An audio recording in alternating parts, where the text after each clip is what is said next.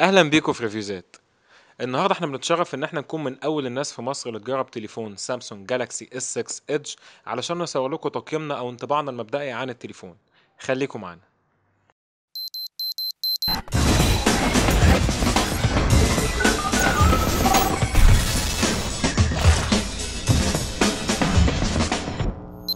اول حاجه نتكلم عنها هي التصميم بتاع التليفون. لو جينا نبص هنلاقي ان اكتر حاجه زي ما قلنا بتميز التليفون في التصميم بتاعه هي الحواف بتاعته، وده طبعا باين من اسم التليفون اسمه اس 6 ايدج علشان هو فيه الحواف دي. وده تاني موبايل ايدج تنزله شركه سامسونج بعد نوت 4 ايدج اللي كان نازل مع نوت 4. بس الجديد هنا ان الحواف دي موجوده على الناحيتين مش ناحيه واحده، على عكس موبايل جالاكسي نوت 4. التليفون بيتشابه مع سامسونج جالاكسي اس 6 في ان هو مصنوع بالكامل تقريبا من المعدن، ودي حاجه اول مره نشوفها في الفاميلي بتاعت اس. زائد ان هو متغطي بطبقه من جوريلا جلاس 4، ودي احدث فيرجن من تكنولوجيا جوريلا جلاس اللي بتحمي الموبايل من الخدش، ودي موجوده من ورا زي ما احنا شايفين وموجوده من على الموبايل من قدام. الموبايل معمول بحيث ان هو يكون يوني بودي او جسم واحد، بمعنى ان انت ما ينفعش تفتح التليفون، ما ينفعش تغير البطاريه. لما نيجي نبص على التليفون كتصميم على الصغير بتاعته هنلاقي ان موجود من قدام الهوم بutton او المين بutton، وده حجمه بقى اصغر شويه عن التليفون جالاكسي اس 5. موجود من على اليمين الباور بutton اللي ممكن يقفل التليفون او يفتحه. موجود هنا الصغير اللي بيوطي الصوت وبيعليه. اما من فوق هنا مكان السيم كارد او مكان الشريحه، عشان زي ما قلنا الموبايل ده يوني بودي ما ينفعش نفتحه، فمحطوط مكان الشريحه بتاعته من فوق. ومن تحت مكان الشاحن، مكان السماعات، والسبيكر بتاعت التليفون مش موجوده ورا زي ما عودتنا شركه سامسونج، لا موجوده في التليفون من تحت. واحنا شايفين ان ده مكان افضل للسماعات، لكن شايفين ان مكان الهيدفون تحت مش هيكون مكانه ظريف قوي. التليفون على عكس تليفون سامسونج جالاكسي اس 5 مش هيكون مضاد للاتربه ولا هيكون مضاد للماء. وفي النهايه الالوان اللي بيجي فيها التليفون هي ابيض واسود وذهبي واخضر. دلوقتي هنكلمكم عن البرفورمانس او الاداء بتاع التليفون. التليفون بيجي بنظام تشغيل اندرويد 5 او اندرويد تيلي توك، هو احدث نظام نزلته شركه جوجل دلوقتي في انظمه تشغيل الاندرويد. ومن الحاجات الموجوده الهائله جدا في التليفون هي خاصيه المالتي تاسكينج، ان انت بتشوف كل الويندوز اللي انت فاتحها. تمام، ممكن تقول ان انت عايز تمالتي تاسك، مثلا تفتح الفيسبوك من فوق، تمام، وتحت تكون بتعمل اي حاجه ثانيه. انت مش بس كده، انت ممكن تاخد الحاجه اللي انت بتعملها وتحدد هيبقى مكانها فين على الشاشه، وتبقى شغال في الشاشه اللي ورا عادي جدا. ولو عايز تشتغل بالشاشه دي برضه ممكن تحدد حجمها وتحدد مكانها على الشاشه هيكون عامل ازاي.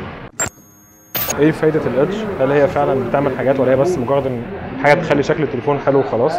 هنا زي ما احنا شايفين ممكن الادج دي بتخلي ان انت يطلع لك الساعه هنا، الساعه ومعاها فاضل كام في الميه من التليفون، معاها التاريخ.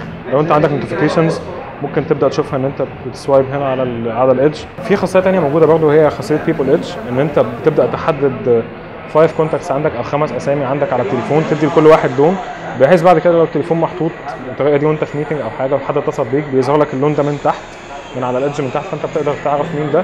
ولو فضلت واقف هنا على السنسور بتاع الهارت ريت بيكنسل على الشخص ده ويبعت له مسج بدل ما تضطر ان انت ترفع التليفون وتشوف. من اهم الحاجات اللي طورتها شركه سامسونج في التليفون هو الهاردوير بتاعه او البروسيسور والرام الموجودين فيه. لو جينا نبص على البروسيسور الموجود في التليفون فهو بروسيسور اكزينوس 7420، وده احدث بروسيسور طورته شركه سامسونج، هو بروسيسور كواد كور. الرام الموجوده في الجهاز هي 3 جيجا بايت رام دي دي ار 4 مش دي دي ار 3.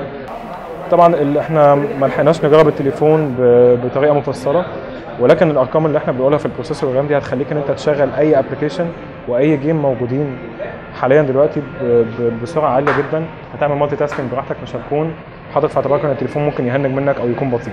بالنسبه للاستورج او مساحه التخزين اللي موجوده في التليفون، فالتليفون فيه منه 3 نسخ، نسخه 32 جيجا بايت، نسخه 64 جيجا بايت، ونسخه 128 جيجا بايت. لكن اللي هتبقى موجوده في مصر في الفتره القريبه هتكون هي 32 جيجا بايت بس. من الحاجات اللي مش كويسه هنا ان التليفون مش بيقبل اي اكسترنال كاردز، زي ما قلنا التليفون يوني بادي ما ينفعش افتحه، وما فيش اي مكان لاي اس دي كارد او اي ميموري كارد عامه من اي نوع، فانت هتكون مقيد بال 32 جيجا بايت الموجودين على التليفون. البطاريه بتاعت الجهاز هي بسعه 2600 ملي امبير، دي طبعا يعني شايفينها ان هي مش ساعه عاليه قوي، ولكن شركه سامسونج حطت فيها شويه فيتشرز جديده الى حد ما، ان انت ممكن تشحن التليفون لمده 10 دقائق بس وبعد كده تستخدمه لمده 4 ساعات، ان انت ممكن تشحن التليفون بالكامل في 80 دقيقه. الحاجات دي احنا ما جربناهاش لان احنا ده مش فول ريفيو او مش ريفيو كامل للتليفون، لكن لما ناخد التليفون ونجربه عندنا هنقول لكم بالظبط ايه انطباعنا عن البطاريه. لو جينا نبص على الكاميرا الخلفيه هي 16 ميجا بكسل زي تليفون سامسونج جالاكسي اس 5، لكن الفرق هنا هو فتحه العدسه. فتحه العدسه هنا بقت 1.9، ودي بتخليني ان انا لو انا باخد صوره في اضاءه قليله بتخلي الصوره فيها اضاءه عاليه. زي ما احنا شايفين لو جربنا ان احنا ناخد صوره هنا شايفين طبعا الريزوليوشن عالي جدا،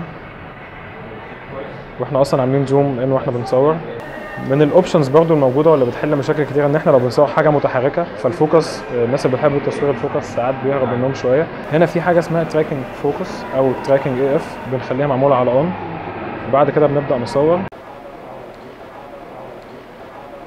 لو جينا نتكلم على الكاميرا الاماميه هنلاقي ان هي اتطورت عن تليفون سامسونج جالاكسي اس 5. الكاميرا الاماميه هنا هي 5 ميجا بكسل، زائد ان هي فتحه العدسه بتاعتها برضه 1.9، ودي بتخليك زي ما قلنا ان انت تاخد صور بدقه احسن في الاضاءه الخافته. بناخد صوره سيلفي بالكاميرا الاماميه، شايفين ان احنا بنعمل زوم ان بدرجه كبيره جدا والصوره لسه ما بكسلتش.